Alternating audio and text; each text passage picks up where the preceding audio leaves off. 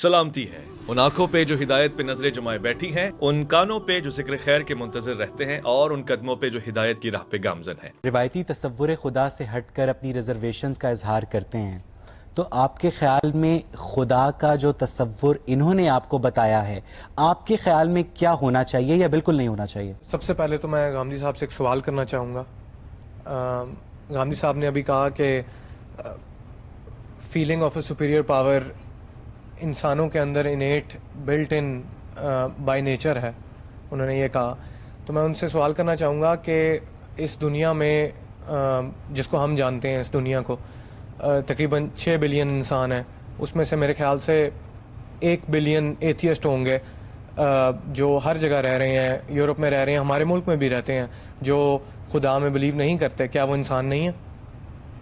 सब इंसान ही है। मैंने जो बात अर्ज की थी वो ये थी कि इंसान अपने वजूद के लिहाज से जब अपना तज्जिया करता है तो उसे ये मालूम होता है कि उसके पास सिर्फ कोई एक फैकल्टी नहीं है जो काम कर रही है, बहुत सी चीज़ें हैं। इस वजह से वो अपने इख्तियार को इस्तेमाल करता है तो बाद वक़्त किसी चीज़ का इनकार भी कर देता है, लेकिन किस चीज़ का इनकार कर रहा है? मैंने ये गुजारिश की थी कि वो इनकार कर ही नहीं सकता। यानी ये इतनी बदी ही हकीकत है कि या उसे इस कायनात को खुदा मानना पड़ेगा या इस कायनात का खुदा मानना पड़ेगा। आखिर इस कायनात के अंदर जो शऊर है, जो जहानत है, जो इल्म है, जिसका ज़हूर इस पूरे आलम में हो रहा है, मेरे नफ्स में हो रहा है, मादे के मुख्तलिफ तसरुफात में हो रहा है, इसका इनकार कैसे किया जा सकता है? ये जो आप अल्फाज बोलते हैं ना कि फला आदमी खुदा को नहीं मानता, वो असल में मज़हब जिस खुदा का तसव्वुर पेश करता है, यानी जो कायनात का खुदा है, उसका इनकार कर रहा होता है।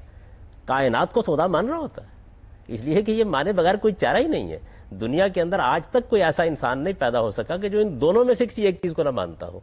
यानी कायनात का इनकार कैसे करेगा? फिर उसे मानना पड़ेगा कि ये कायनात अपनी जात में शायर बिजात है, अपने आप का खुद शऊर रखती है, खुद हय्यो क़य्यूम है, इसके अंदर से ये कुदरत जाहिर हो रही है, ये अपने आप को इसी तरह फैलाती चली जा रही है, नफ्स में भी इसी का ज़हूर है, मादे में भी इसी का ज़हूर है। या ये मानेगा सिर्फ लफ्ज़ खुदा इस्तेमाल नहीं करेगा, यानी लफ्ज़ खुदा के इस्तेमाल करने से तो कोई फ़र्क नहीं पैदा होता। खुदा का लफ्ज़ तो फ़ारसी ज़ुबान का एक लफ्ज़ है। असल तो मसला ये है कि क्या आप इस कायनात के बाहर खड़े होकर किसी चीज़ का इनकार कर सकते हैं? आप या इस कायनात के बारे में ये मान रहे होंगे कि ये आप ही अपनी खुदा है, खुदा खुद यही आलम शशजात, या तो ये मान रहे होंगे और या ये मान रहे होंगे कि इस कायनात का एक खुदा है जो इससे मावरा है। इनके अलावा कोई तीसरी सूरत आज तक पैदा ही नहीं हुई। पैदा हुई तो मुझे बताइए कौन सी? इधर उधर ऊपर दे दो। अगर हम खुदा को मानते हैं तो इससे क्या फ़र्क पड़ता है, और अगर हम खुदा को नहीं मानते हैं तो इससे क्या फ़र्क पड़ता है? आम आवाम को इससे क्या फ़र्क पड़ता है? जी गांधी साहब, इन्होंने पूछा कि हकीकी ज़िंदगी में खुदा कहाँ आकर हमारी ज़िंदगियों से वाबस्ता होता है। ये बात यह है कि मैं चूँकि एक अकली वजूद हूँ, आम से आम आदमी के सामने भी ये सवाल होगा कि मैं क्या हूँ, कहाँ से आया हूँ, मेरा अंजाम क्या है।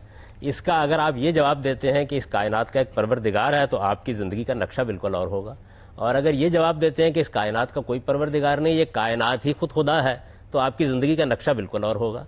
तो आपकी ज़िंदगी पर जो असर इसका पड़ता है वो ये है कि आपके सोचने का अंदाज़, अज़ल और अबद का तसव्वुर, आपके अंजाम के बारे में आपका नुक्ता नज़र, ये सब तब्दील हो जाते हैं। और जब ये तब्दील होते हैं तो इसका असर आपके अखलाक पर पड़ता है, आपके किरदार पर पड़ता है, आपकी सीरत पर पड़ता है, दुनिया के बारे में आप क्या नुक्ता नज़र रखते हैं उस पर पड़ता है। इंसानों को आप इंसान समझते हैं या कोई और मखलूक समझते हैं, कोई बाशऊर हस्ती समझते हैं या बेशऊर हैवान समझते हैं, ये सारे सवालात फिर एक पूरा का पूरा पंडोरा बॉक्स से खुल जाता है। फिर तो आपको इन सब सवालों के बारे में कोई एक नुक्ता नज़र कायम करना पड़ेगा।